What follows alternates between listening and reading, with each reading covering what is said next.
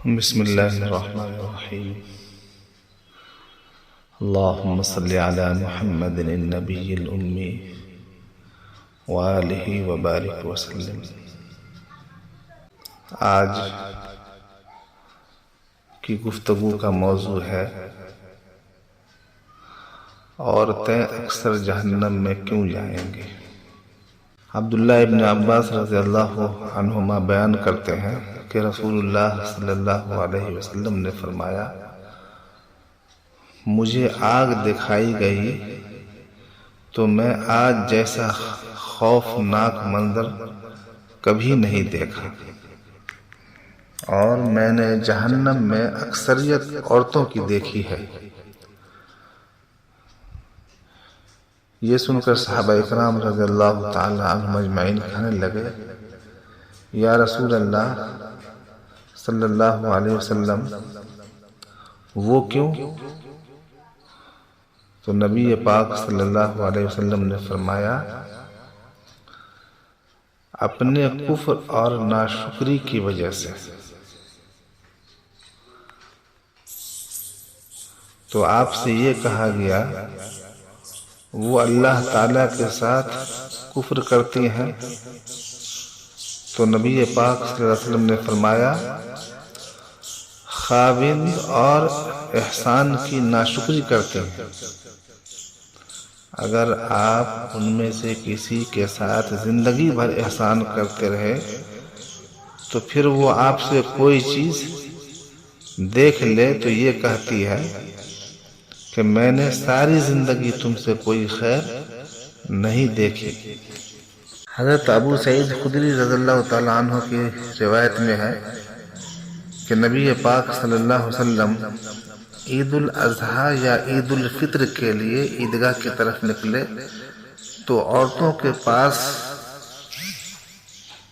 گزرے تو فرمانے لگے، اے عورتوں کی جماعت، صدقہ و خیرات کیا کرو، بے شک مجھے دکھایا گیا ہے کہ تمہاری جہنم میں اکثریت ہے۔ تو وہ کہنے لگی، یا رسول اللہ، وہ کیوں؟ تو نبی اکرم صلی اللہ علیہ وسلم نے فرمایا، تم گالی گلوچ بہت زیادہ کرتی ہو اور شوہر کی نافرمانی کرتی ہو۔ میں نے دین اور عقل میں ناقص تم سے زیادہ کوئی نہیں دیکھا۔ تم میں سے کوئی ایک اچھے بھلے شخص کی عقل خراب کر دیتی ہے۔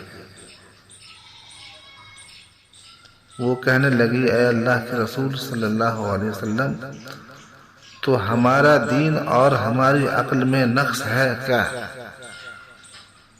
نبی پاک صلی اللہ علیہ وسلم نے فرمایا، کیا عورت کی گواہی نصف مرد کے برابر نہیں؟ تو وہ کہنے لگی، کیوں نہیں؟ تو نبی پاک صلی اللہ علیہ وسلم نے فرمایا، تو یہ اس کی عقل کا نقصان ہے، یہ اس کی عقل کی کمی ہے۔ کیا جب کسی کو حیض آتا ہے تو وہ نماز اور روزہ نہیں چھوڑتی؟ تو وہ کہنے لگی، کیوں نہیں؟ تو نبی پاک صلی اللہ علیہ وسلم نے فرمایا، یہ اس کے دین کا نقصان ہے۔ صحیح بخاری حدیث نمبر 304 پر اس کو پڑھیں۔ حضرت جابر ابن عبداللہ رضی اللہ تعالیٰ عنہما بیان کرتے ہیں کہ میں نبی پاک صلی اللہ علیہ وسلم کے ساتھ عید کے دن نماز میں حاضر تھا تو آپ نے خطبہ سے قبل بغیر اذان اور اقامت کے نماز پڑھائی۔ پھر نماز کے بعد حضرت بلال رضی اللہ تعالیٰ عنہ پر ٹیک لگا کر کھڑے ہوئے اور اللہ تعالیٰ کا تقوی اختیار کرنے کا حکم دیا اور اس کی اطاعت کرنے پر ابھارا اور لوگوں کو وعظ و نصیحت کی۔ پھر عورتوں کے پاس آئے اور انہیں وعظ و نصیحت کی اور فرمانے لگے، اے عورتوں، صدقہ و خیرات کیا کرو، کیونکہ تمہاری اکثریت جہنم کا ایندھن ہے۔ تو عورتوں کے درمیان سے ایک سیاہ نشان والے رخساروں والی عورت اٹھ کر کہنے لگی، اے اللہ کے رسول صلی اللہ علیہ وسلم، وہ کیوں؟ تو نبی پاک صلی اللہ علیہ وسلم نے فرمایا، اس لیے کہ تم شکوہ اور شکایت بہت زیادہ کرتی اور خاوند کی نافرمانی اور ناشکری کرتی ہو۔ حضرت جابر رضی اللہ تعالی عنہ بیان کرتے ہیں کہ وہ اپنے زیورات میں سے صدقہ کے لیے اپنی انگوٹھیاں اور بالیاں بلال رضی اللہ تعالی عنہ کے کپڑے میں ڈالنے لگی۔ صحیح مسلم حدیث نمبر 885 کو پڑھ لیں۔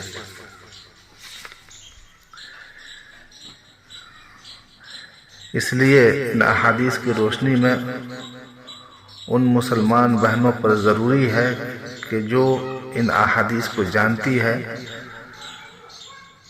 کہ ان کے معاملات بھی ان صحابیات کی طرح ہونے ضروری ہیں کہ جب ان کو اس کا علم ہوا تو انہوں نے خیر اور بھلائی کی جو کہ اللہ تعالیٰ کے حکم سے انہیں اس اکثریت سے دور لے جائے گی اور وہ جہنم میں داخلے سے بچ جائیں گی۔ ہماری بہنوں کو ہماری یہ نصیحت ہے کہ وہ اسلام کے شعائر اور فرائض پر عمل کریں اور خاص کر نماز پڑھیں اور ان اشیاء سے دور رہیں جو کہ اللہ تعالیٰ نے حرام کی ہیں، خاص کر اس شرک سے جو کہ عورتوں کے اندر مختلف صورتوں میں پھیلا ہوا ہے، مثلا اللہ تعالیٰ کے علاوہ دوسروں سے حاجت پوری کروانا اور جادوگروں اور نجومیوں کے پاس جانا۔ ہم اللہ تعالیٰ سے دعا گو ہیں کہ وہ ہمیں اور ہماری سب بہن بھائیوں کو آگ سے دور کرے اور ایسے قول و عمل کی توفیق عطا فرمائے جو اللہ تبارک و تعالی سے ہمیں قریب کرے۔ وصلی اللہ وسلم علی سیدنا محمد وعلی آلہ وصحبہ اجمعین۔